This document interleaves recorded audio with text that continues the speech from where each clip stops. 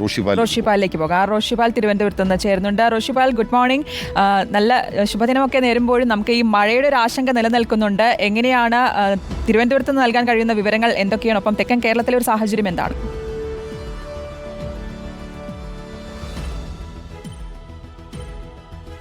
തിരുവനന്തപുരത്ത് ഉൾപ്പെടെയുള്ള തെക്കൻ കേരളത്തിൽ ഇപ്പോഴും മഴ തുടരുന്നുണ്ട്. തിരുവനന്തപുരത്ത് പതുക്കെ ആകാശം തെളിയുന്നു. ഇന്ന് പുലർച്ചെ 4 മണിക്ക് കേന്ദ്ര കാലാവസ്ഥാ നിരീക്ഷണ വിഭാഗം 3 മണിക്കൂറാണ് തിരുവനന്തപുരം ഉൾപ്പെടെയുള്ള തെക്കൻ ജില്ലകളിൽ കനത്ത മഴ സൂചന നൽകിയത്. ഏതായാലും ഇപ്പോൾ തെളിഞ്ഞു വരുന്നു. ഇന്ന് തിരുവനന്തപുരത്ത് ഗ്രീൻ അലർട്ടാണ്, കൊല്ലത്തും സമാനമായി ഗ്രീൻ അലർട്ടാണ്. അതുകൊണ്ട് തന്നെ ഇന്ന് മഴ താരതമ്യേന കുറയുമെന്ന് തന്നെ പ്രതീക്ഷിക്കാം. ഇന്നലെ വൈകിട്ടോടെ തിരുവനന്തപുരം നഗരത്തിനടുത്ത് ഈ ശക്തമായ കാറ്റിലും മഴയിലും മരം കാറിലേക്ക് ഒടിഞ്ഞു വീണ് ഒരു യുവതി മരിച്ചിരുന്നു. ഒപ്പം ഉണ്ടായിരുന്ന ആൾക്ക് പരിക്കേറ്റിട്ടുണ്ട്, ഗുരുതരമായി പരിക്കേറ്റിട്ടുണ്ട്. ആ തരത്തിൽ മലയോര മേഖലകളിലടക്കം മരം പൊട്ടി വീഴുന്നതും കടപുഴകി വീഴുന്നതും വലിയ നാശനഷ്ടങ്ങൾ ഉണ്ടാക്കുന്നുണ്ട്. ഏതായാലും ഇപ്പോൾ തെളിഞ്ഞ അന്തരീക്ഷമാണ് തെളിയുകയാണ് അന്തരീക്ഷം തിരുവനന്തപുരം നഗരത്തിൽ. മഴ മാറി നിൽക്കുമെന്ന പ്രതീക്ഷ. പക്ഷേ സംസ്ഥാനത്ത് ഭൂരിഭാഗം പ്രദേശങ്ങളിലും മലപ്പുറം മുതൽ അങ്ങോട്ട് കാസർഗോഡ് വരെയുള്ള ജില്ലകളിൽ ഓറഞ്ച് അലേർട്ട്, അവിടെ മഴ ശക്തമായി ഉണ്ടാകും.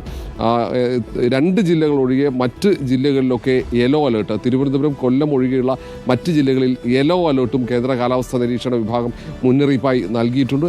ഇനി അല്പസമയത്ത് തന്നെ പുതിയ അപ്ഡേഷൻ കേന്ദ്ര കാലാവസ്ഥാ നിരീക്ഷണ വിഭാഗത്തിന് വരണം. ശക്തമായ കാറ്റ്, 50 കിലോമീറ്റർ വേഗതയുള്ള കാറ്റാണ് മുന്നറിയിപ്പായി പറയുന്നത്. ഒപ്പം തിരമാലകൾ ശക്തമായി ഉയരും. സംസ്ഥാനത്തെ കടലോരത്ത് താമസിക്കുന്നവർ ജാഗ്രത പുലർത്തണമെന്ന നിർദ്ദേശം ഇന്നലെയും കേന്ദ്ര കാലാവസ്ഥാ നിരീക്ഷണ വിഭാഗം പുറപ്പെടുവിച്ചിട്ടുണ്ട്. ഓക്കെ, വ്യക്തമാണ്. റോഷിപാലാണ് വിവരങ്ങൾ നൽകിക്കൊണ്ടിരിക്കുന്നത്. പൊതുവായ മഴച്ചിത്രമാണ് പറഞ്ഞത്. നമുക്ക് PT മുഹമ്മദ് ജസീം നമ്മളെ കാത്തിരിക്കുന്നുണ്ട് കൊച്ചിയിലേക്ക്. Jaseem, good morning. കൊച്ചിയിലെ സാഹചര്യം എന്താണ്? എടവനക്കാട് ഉൾപ്പെടെയുള്ള പല പ്രദേശങ്ങളിലും കടലാക്രമണം അതിരൂക്ഷമാണ്. മാത്രമല്ല എറണാകുളത്തിൻ്റെ മലയോര മേഖലകളിൽ ഉൾപ്പെടെ കനത്ത മഴ തുടരുന്നുണ്ട് എന്നുള്ള വിവരങ്ങളാണ് ലഭിക്കുന്നത്. എന്താണ് പൊതുവിലെ മഴച്ചിത്രം? കൊച്ചിയിൽ എങ്ങനെയുണ്ട് മഴ, ജസീം?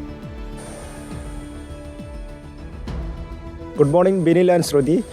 കൊച്ചിയിൽ ഇപ്പോൾ നിലവിൽ ഒരു മഴയില്ല. പക്ഷേ യെല്ലോ അലർട്ടാണ് നൽകിയിട്ടുള്ളത് എങ്കിലും ഒരു മഴയ്ക്കുള്ള സാധ്യത മുന്നിൽ കാണുന്നുണ്ട്. പക്ഷേ നേരത്തെ പറഞ്ഞ പോലെ ഈ കടലേറ്റം എറണാകുളം ജില്ലയെ സംബന്ധിച്ചിടത്തോളം പല ഭാഗങ്ങളിലും എടവനക്കാട്, ചെല്ലാനം, കണ്ണമാലി ഈ 3 പ്രദേശങ്ങളാണ് പ്രധാനമായിട്ട് ഈ എറണാകുളം ജില്ലയിൽ കടലേറ്റം രൂക്ഷമാകുന്ന പ്രദേശങ്ങൾ. ഇവിടെ ഇപ്പോഴും കടലേറ്റം തുടരുകയാണ്. ഇന്നലെയൊക്കെ ഉണ്ടായ മഴയെ തുടർന്ന് കടലേറ്റം ശക്തവുമാണ്. പല വീടുകളിലേക്കും വെള്ളം കയറുന്ന സാഹചര്യമുണ്ട്. അതുകൊണ്ട് തന്നെ വീടുകളിൽ ആളുകൾക്ക് താമസിക്കാൻ പറ്റാത്ത ഒരു സാഹചര്യവുമാണ് നിലനിൽക്കുന്നത്. അതുപോലെ തന്നെയാണ് ഈ മലയോര മേഖലയിൽ മഴ കനക്കുന്നത്. അത് പെരിയാറിൽ ജലനിരപ്പ് ഉയരാനുള്ള ഒരു സാധ്യത മുന്നിൽ കാണുന്നുണ്ട്. ഇന്നലെ തന്നെ പെരിയാറിൽ സെക്കൻഡിൽ 17 ലക്ഷം ലിറ്റർ വെള്ളം ഒഴുകിയെത്തുന്ന സാഹചര്യമുണ്ടായിരുന്നു. അത് വലിയ തോതിൽ ജലനിരപ്പ് ഉയർത്തുന്ന സാഹചര്യമുണ്ടായി. നേരത്തെ ബിനിലൊക്കെ പറഞ്ഞതുപോലെ തന്നെ വെള്ളത്തിലും മറ്റൊക്കെ ഇറങ്ങുമ്പോൾ മഴ കാണുമ്പോൾ നല്ല രസമുള്ള കാഴ്ചയാണെങ്കിലും അത് വലിയ ദുരന്തങ്ങൾക്ക് ഇടയാക്കുമെന്നുള്ള മുന്നറിയിപ്പ് അധികൃതർ നൽകുന്നുണ്ട്.